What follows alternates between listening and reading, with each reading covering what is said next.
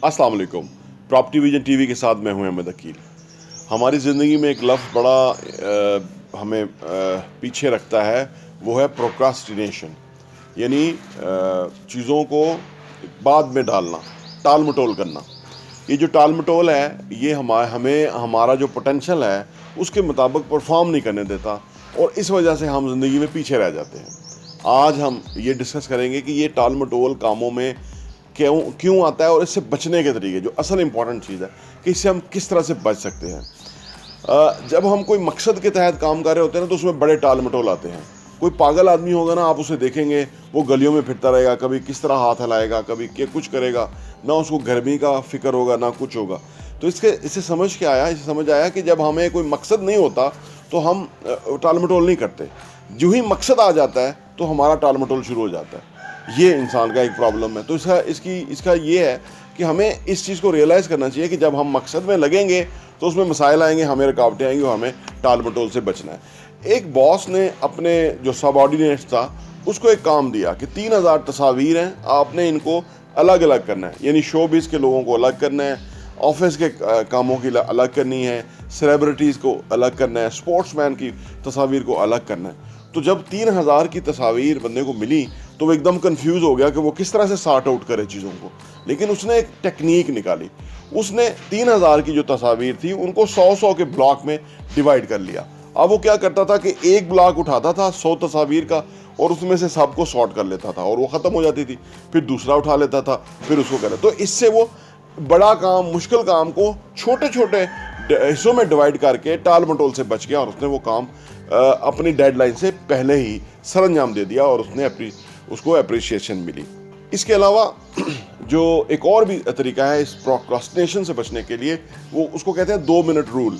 यानी कुछ काम ऐसे होते हैं कि जिसमें हमारा लगता ही सिर्फ 2 मिनट है। जैसे एक फ़ोन कॉल करनी है किसी को, जो भी 2 मिनट के काम है ना, वो तो हमें बिल्कुल नहीं रोकने चाहिए। यहाँ से शुरू करना चाहिए कि फौरी तौर पे जो 2 मिनट के काम है उसकी एक लिस्ट बनाएं, वो सारे काम हम कर दें। तो इससे क्या होगा कि जो हमारे जहन के अंदर एक बर्डन है ना, वो ख़त्म हो जाएगा। हम कंफर्टेबल फील करेंगे, हमें अंदाज़ा होगा कि हमने काफ़ी कुछ कर लिया है जो कि हमें बैक बर्नर पे था, और हम उसके दबाव में थे, और हम कोई अच्छा नहीं सोच पा रहे थे, ऐसा कर नहीं सक रहे थे। तो 2 मिनट का जो चीज़ें हैं वो कर दें। एक और फार्मूला ये है कि जब भी हम कोई काम करें, फॉर एग्जांपल उसको कहते हैं कि 10 + 2 × 5, यानी हम 10 मिनट के लिए कोई भी काम करें, उस काम पे फोकस करें कि हमने कुछ नहीं करना, 10 मिनट काम पे फोकस करना है। उसके बाद 2 मिनट हम अपना ईमेल चेक कर सकते हैं, फेसबुक स्टेटस देख सकते हैं, कुछ भी व्हाट्सएप चेक कर सकते हैं, सिर्फ 2 मिनट।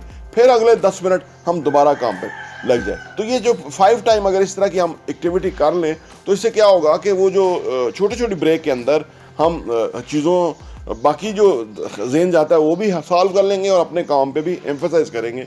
और 5 टाइम अगर हम ये कर लेंगे तो हमारा काफ़ी काम हो जाएगा, और हम इस प्रोक्रास्टिनेशन से बच जाएंगे, चीज़ों को टाल मटोल करने से बच जाएंगे। टाल मटोल से एक और तरह भी हम बच सकते हैं कि जब हमें अपनी मंजिल नज़र आ रही होती है। जिन लोगों को मंजिल नज़र नहीं ना आ रही होती, वो टाल मटोल करते हैं। जिनको पता लग रहा होता है ना कि भाई हम पहुंच रहे हैं, इतना पहुंच गए हैं, भले मंजिल दूर है लेकिन हम इस तरह से आगे बढ़ रहे हैं, इस तरह से हम तरक्की कर रहे हैं, और इस तरह से हमें इसका फ़ायदा हो रहा है, तो वो भी टाल मटोल नहीं करते, वो भी काम में लगे रहते हैं, क्योंकि वो समझते हैं कि हम अपने गोल पोस्ट के करीब जा रहे हैं और उससे हमें फ़ायदा हो रहा है। यानी जो भी एफर्ट डाल रहे हैं उसके नतायज आ रहे हैं, या उससे हमें कोई बेनिफिट आ रहा है, तो वो भी काम पे लगे रहते हैं, और वो भी प्रोक्रास्टिनेशन नहीं करते, टाल मटोल नहीं करते।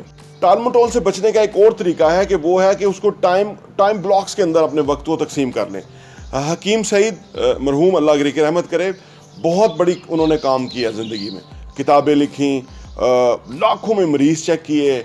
उसके अलावा उनका जो हमदर्द दवाखाना वो भी था, फैक्ट्री भी थी, मरीज़ भी चेक करते थे।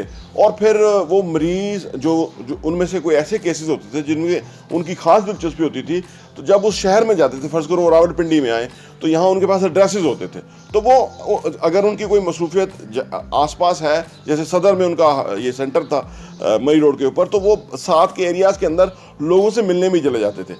इंसान हैरान होता है कि एक शख्स लाखों मरीज़ भी चेक कर गया, 100 में किताबें लिखी, और काफ़ी फिर उन्होंने बहुत ज़्यादा जगह पे स्पीचेस करी, हर बड़े फंक्शन में शिरकत करते थे, फिर वो ये सारा कुछ एक बंदा कैसे कर सकता है। तो उन्होंने बेसिकली अपने आप को टाइम ब्लॉक में डिवाइड किया हुआ था।